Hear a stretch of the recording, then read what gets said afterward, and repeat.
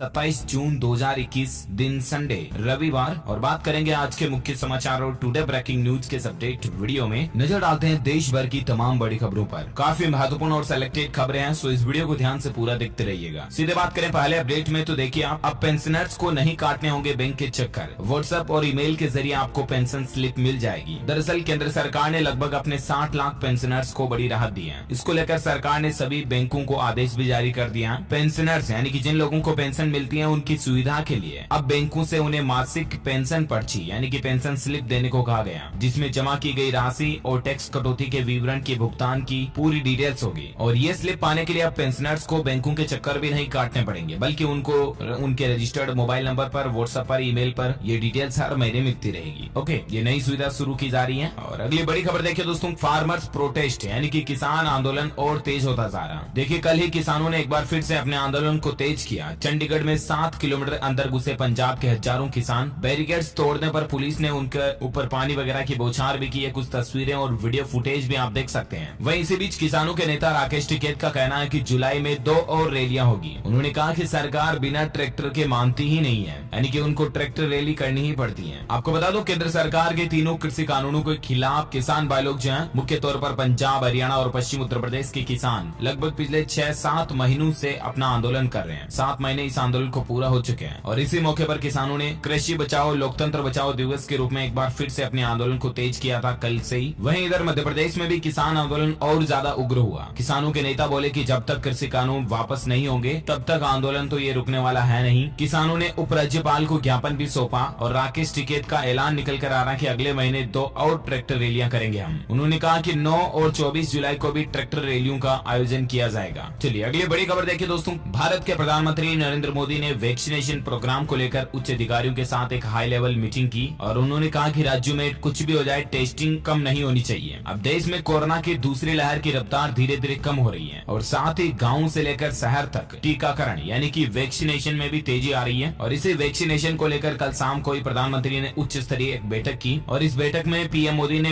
Video conferencing के जरिए कोविड-19 के टीकाकरण अभियान की प्रगति और तीसरी लहर पर चर्चा की। इस बैठक में पीएमओ के अधिकारी और स्वास्थ्य सचिव भी मौजूद रहे और साथ ही डेल्टा वेरिएंट को लेकर भी चर्चा हुई। डेल्टा वेरिएंट भारत के कई राज्यों में पसार चुका अपने पैर। राजस्थान सहित तकरीबन 12 राज्यों में जो डेल्टा वेरिएंट के केस पाए गए हैं। मैं आपको आगे कोरोना अपडेट्स में और ज्यादा जानकारी बताऊंगा इसके बारे में। और बाकी देखिए दोस्तों, टीकाकरण अभियान पर जो पीएम मोदी की बैठक हुई उसमें हर एक बात का जायजा लिया। पीएम मोदी ने अपडेट लिया। भारत में 6 दिन में 3.7 करोड़ खुराकें जो है वैक्सीन की लगवाई गई है और प्रधानमंत्री ने टीकाकरण की इस बढ़ती गति पर संतोष भी व्यक्त किया। आपको पता होगा 21 जून से योग दिवस से हमारे देश में टीकाकरण की जो नई नीति लागू की गई है उसके बाद से हमारे देश में नंबर ऑफ वैक्सीन यानी कि टीका लगाने की संख्या में भारी बढ़ोतरी हुई, तो एक अच्छी पहल है ना। अच्छा अगली खबर देखिए, अब 1 जुलाई को कारगिल और लद्दाख की पार्टियों से केंद्र सरकार की मुलाकात होगी, क्योंकि जम्मू कश्मीर के दलों से तो ऑलरेडी पीएम सरकार मुलाकात कर चुकी है। आपको पता होगा 5 अगस्त 2019 को जम्मू कश्मीर से अनुच्छेद 370 के अधिकांश प्रावधान हटा दिए गए थे और उसके बाद से राज्य को 2 केंद्र शासित प्रदेशों में बांट दिया गया। और अब ऐसे में सरकार ने यही प्लान बनाया कि 1 जुलाई को कारगिल और लद्दाख के सभी दलों और सिविल सोसाइटी के सदस्यों को न्योता दिया और जम्मू कश्मीर की सभी पार्टियों के साथ बातचीत करने के बाद अब पीएम मोदी इन पार्टियों से बातचीत करेंगे। देखते हैं क्या निर्णय वगैरह आते हैं, मैं आपको अपडेट बताता रहूंगा। फिलहाल देखिए अगली खबर जो आपके आम जीवन में बहुत काम आने वाली है। दोस्तों बहुत बार ऐसा होता है ना कि दुकानदार हमें कोई सामान एक्सपायर दे देता है और फिर जब हम उसे वापस रिटर्न करने की बोलते हैं तब वो वापस लेता भी नहीं है और उल्टा नाटक करता है। ऐसा अगर आपके साथ भी हो जाए, कोई दुकानदार आपको गलत सामान दे दे, एक्सपायर्ड सामान दे दे जिसकी तारीख निकल चुकी है, तो आप इन नंबरों पर फोन कर सकते हैं और तुरंत उसकी कंप्लेंट दर्ज करा सकते हैं। इसको लेकर सरकार ने एक हेल्पलाइन नंबर जारी किए हैं। नंबर आप स्क्रीन पर देख पाओगे। अगर कोई भी दुकानदार आपके साथ किसी भी तरह की फ्रॉड, जालसाजी, धोखेबाजी करता है ना, तो तुरंत आप ये नंबर डायल करें। इन नंबर को आप अपने फोन में सेव करके ही रख लें। टोल फ्री नंबर है 1800114000। इस नंबर पर भी कॉल कर सकते हैं या 14404 इस नंबर पर भी कॉल करके आप किसी दुकानदार, सर्विस प्रोवाइडर या फिर किसी डीलर की शिकायत कर सकते हैं। या आप इन नंबरों पर मैसेज भी कर सकते हैं 8130009809। इस नंबर पर मैसेज भी कर सकते हैं। मैसेज करने के बाद आपको एक आगे से कॉल आएगा और तब आप अपनी कंप्लेंट दर्ज करा सकते हैं। ऑनलाइन इसको लेकर पोर्टल भी है consumerhelpline.gov.in पर जाकर के आप ऑनलाइन कंप्लेंट भी रजिस्टर कर सकते हैं। ओके, ये आपके अधिकार हैं, इसलिए इन बातों को जरूर ध्यान रखा कीजिएगा जिंदगी में। ओके, और चलिए फिलहाल बात करें अपन अगली बड़ी खबर देखिए दोस्तों, मध्य प्रदेश राज्य में एक नया नियम लागू हो चुका है और जमीन खरीदने या बेचने में अब गड़बड़ी या धोखाधड़ी का कोई कोई भी डर नहीं होगा। दरअसल मध्य प्रदेश में अब जमीनों की खरीद बेच में यानी कि लेन देन में होने वाले फ्रॉड पर लगाम लग सकेगी। बात कुछ यूँ है कि कोई भी खरीदार जमीन खरीदने के पहले ये जान सकेगा कि उस जमीन पर कोई विवाद तो नहीं चल रहा। किसी न्यायालय में अगर उस जमीन पर कोई प्रकरण चल रहा है तो उसका पता उसको पहले से ही चल जाएगा। राज्य सरकार इस तरह का एक मॉडल विकसित कर रही है और मध्य प्रदेश के पूरे राज्य में सभी जमीनों को लेकर एक टैग लगाया जाएगा। अगर किसी जमीन पर कोई फ्रॉड चल रहा है, मतलब पहले से कोई विवाद चल रहा है, कोर्ट में कोई उसका प्रकरण चल रहा है, तो उस जमीन को गलती से आपको कोई बेच नहीं दे। इसलिए आप राजस्व विभाग के पोर्टल पर ऑनलाइन ही उसका स्टेटस अब चेक कर पाओगे। तो ये डेटा मतलब सब कुछ ऑनलाइन किया जा रहा है एमपी में। ओके, और अगली खबर देखिए दोस्तों,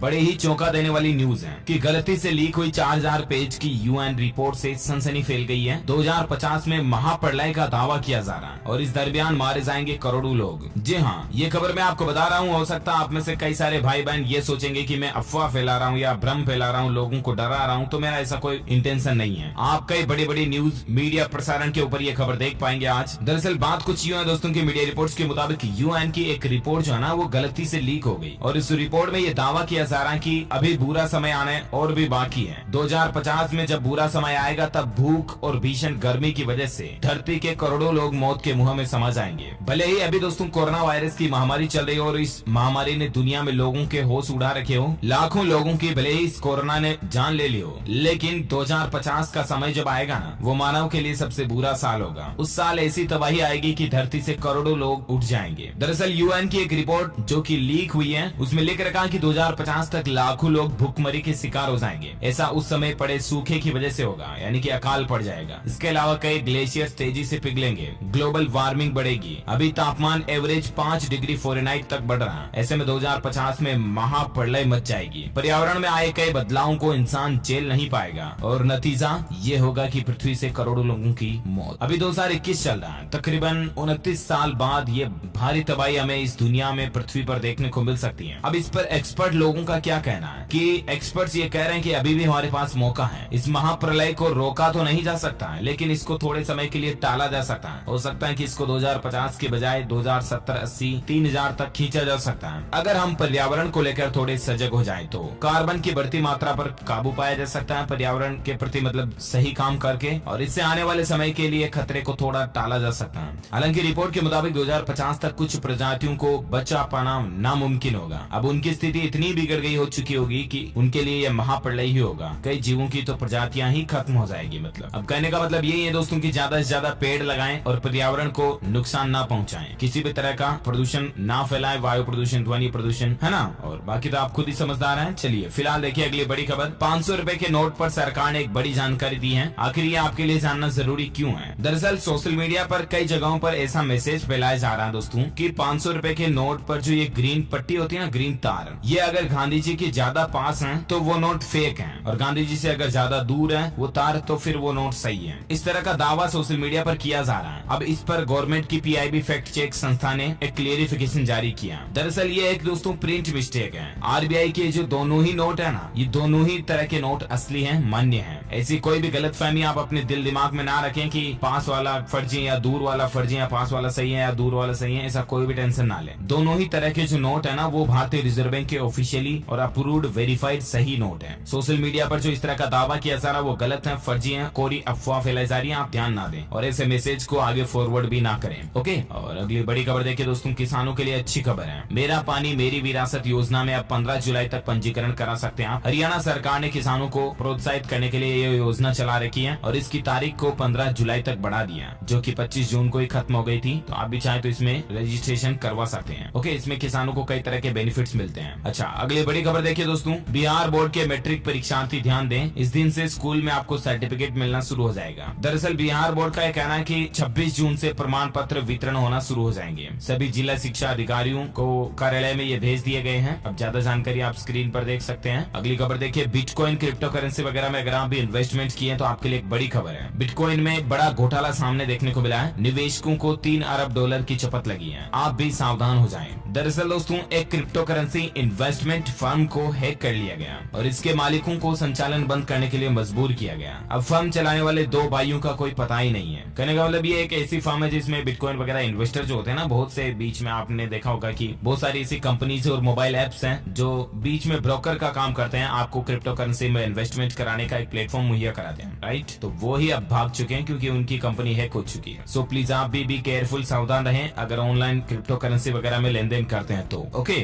और अगली खबर देखिए, तमिलनाडु सरकार ने 12वीं के रिजल्ट के लिए मूल्यांकन फॉर्मूले की घोषणा कर दी है। और इस मूल्यांकन फॉर्मूले से जो कोई छात्र अगर असंतुष्ट होंगे तो अगर वे चाहे तो 12वीं की लिखित परीक्षा में उन्हें बैठने का मौका भी दिया जाएगा। बाकी दोस्तों 12वीं का जो रिजल्ट है ना वो किस आधार पर आएगा, इसको लेकर स्ट्रक्चर जारी किया गया है। तमिलनाडु बोर्ड का 12वीं का जो रिजल्ट होगा ना वो 10वीं 11वीं की परफॉर्मेंस के आधार पर तैयार किया जाएगा। 50% मार्क्स तो आपको 10वीं बोर्ड की परीक्षा के रिजल्ट से मिलेंगे। 11वीं में लिखित परीक्षा के आधार पर प्राप्त अंकों से आपको 20% मार्क्स मिलेंगे। 12वीं के प्रैक्टिकल और इंटरनल असेसमेंट के जरिए आपको 30% मार्क्स मिलेंगे। हालांकि रिजल्ट कब अनाउंस होगा इसका अभी तक कोई अपडेट नहीं है। बाकी हाल ही में आपको बताऊंगा सुप्रीम कोर्ट ने आदेश दिया, उसके मुताबिक 31 जुलाई तक रिजल्ट आ जाना चाहिए। ओके, अगले अपडेट में बात करें दोस्तों आज के मौसम समाचार को लेकर कुछ महत्वपूर्ण जानकारी मैं आपके साथ शेयर करना चाहूंगा। देखिए आप, बिहार में बाढ़ का कहर बढ़ रहा है। 9000 से ज्यादा लोग सुरक्षित स्थानों पर भेजे गए। अगले 72 घंटे बिहार राज्य में और भी खतरे का अलर्ट जारी किया गया। वहीं बड़ी खबर देखिए, मौसम का मिजाज अब बदल रहा है। तेज हवाओं के साथ बिहार के कई हिस्सों में बारिश की संभावना जारी की गई है। जहां कई राज्यों में दोस्तों भारी बारिश की चेतावनी जारी की गई है। राजधानी दिल्ली सहित किन-किन राज्यों में बारिश हो सकती है, तो संपूर्ण भारत का आज 27 जून 2021 का मौसम पूर्वानुमान आखिर क्या कहता है आपको बता दूं। अगले 24 से 48 घंटों के दौरान पूर्वी उत्तर प्रदेश, बिहार के कुछ हिस्सों में, झारखंड, पश्चिम बंगाल, उड़ीसा, तेलंगाना, अंडमान निकोबार द्वीप समूह और साथ ही पूर्वोत्तर भारत, तटीय कर्नाटक, कोंकण, गोवा, मध्य प्रदेश, छत्तीसगढ़, पश्चिमी हिमालय, दक्षिण पूर्व राजस्थान, गुजरात में हल्के मध्यम बारिश आपको देखने को मिल सकती है। वहीं पंजाब, हरियाणा, दिल्ली, उत्तरी राजस्थान और पश्चिमी उत्तर प्रदेश के कुछ हिस्सों में बारिश से धूल भरी आंधी भी चल सकती है। ओके, तो ये रहा अगले 24 से 48 घंटों के दौरान का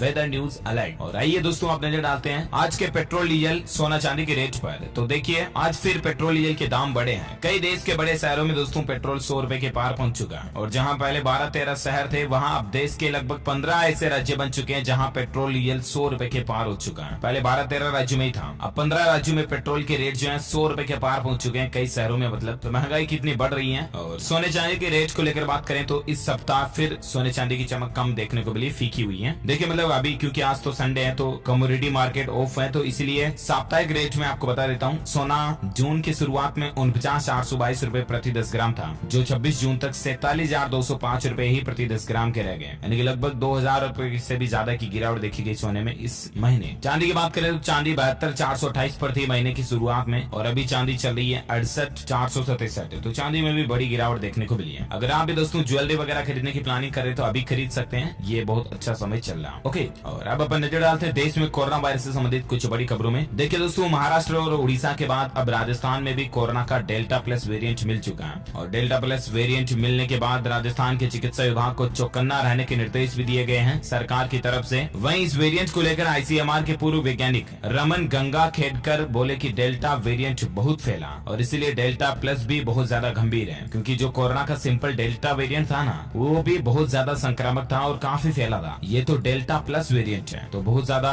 सतर्क रहने की जरूरत है इसको लेकर। अभी तक के रिकॉर्ड के मुताबिक दोस्तों ये डेल्टा प्लस वेरिएंट जो है कुल 12 राज्यों तक पहुंच चुका है। इसके 51 केस लगभग मिल चुके हैं 12 राज्यों में, मध्य प्रदेश, पंजाब, गुजरात, केरल, आंध्र प्रदेश, तमिलनाडु, जम्मू कश्मीर, उड़ीसा, राजस्थान और कर्नाटक। इन राज्यों में डेल्टा प्लस वेरिएंट के केस पाए गए हैं। अब तक 51 मामलों का पता चला। ओके, और कोरोना पर अगली खबर देखिए दोस्तों, राजधानी दिल्ली में अनलॉक 5 की गाइडलाइंस जारी हो चुकी है। अब दिल्ली में जिम खुलेंगे, योग संस्थान भी खुलेंगे और शादी समारोह में 50 लोग शामिल हो पाएंगे, यानी कि दिल्ली में अनलॉक में कुछ छूट ढील को और भी ज्यादा बढ़ाया गया है। दिल्ली में अनलॉक को लेकर जो नई गाइडलाइंस जारी हुई है उसमें ज्यादा डिटेल्स आप स्क्रीन पर देख सकते हैं। अरविंद केजरीवाल सरकार की तरफ से दिल्ली में ये नए नियम लागू कर दिए गए हैं। ओके, और अगली खबर देखिए दोस्तों, राजधानी दिल्ली के अलावा राजस्थान में भी अनलॉक को लेकर नई गाइडलाइंस जारी हुई है। अब सुबह 5 बजे से लेकर शाम 4 बजे तक सभी धार्मिक स्थल वगैरह खुल पाएंगे, मंदिर मस्जिद वगैरह ये भी खुल सकेंगे। साथ ही ऑफिस में कर्मचारियों की संख्या जो पहले 25 या 25% के लगभग थी, उसमें अब आधे कर्मचारी ऑफिस में आ सकेंगे। 50% छूट दे दी गई है। तो ये राजस्थान में अनलॉक को लेकर कुछ नई गाइडलाइंस जारी की गई है। साथ ही अगली खबर देखिए, त्रिपुरा राज्य ने 10 शहरों में एक सप्ताह के लिए कर्फ्यू को बढ़ा दिया। 2 जुलाई तक यहाँ पर पाबंदियां लागू रहेगी त्रिपुरा राज्य में। अब कौन कौन सी सिटीज में यहाँ पर लॉकडाउन को फिर से बढ़ाया गया है लगभग एक सप्ताह के लिए, तो जानकारी आप स्क्रीन पर देख सकते हैं। इतना ही नहीं दोस्तों, मध्य प्रदेश सरकार का भी एक बड़ा फैसला देखिए। अब संडे को लॉकडाउन खत्म हो चुका है, यहाँ पर अनलॉक की गाइडलाइंस लागू की गई है। नाइट कर्फ्यू हालांकि अभी जारी रहेगा, बाकी जो वीकेंड लॉकडाउन था ना संडे वाला, वो एमपी में खत्म हो चुका है। ओके, अगली खबर देखिए, देश में दिसंबर तक उपलब्ध होंगी 135 करोड़